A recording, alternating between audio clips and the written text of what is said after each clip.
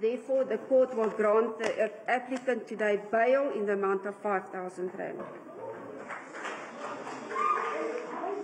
Ebeka ukuthi kungani kumele ethole ibheyili, umelaphi wendabuko uGogo Maweni ngomlomo wommeli wakhe udalule ukuthi uzithwele futhi udla imishanguzo egcina yena nezingane zakhe azithwele beyimqemane.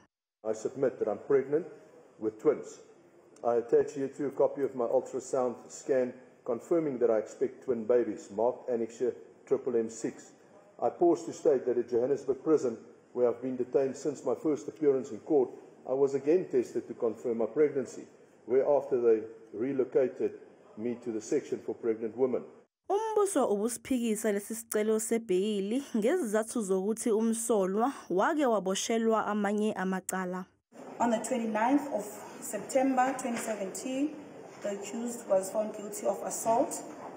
The sentence was 1,500 rand or 3 months imprisoned, and that was wholly suspended for 5 years.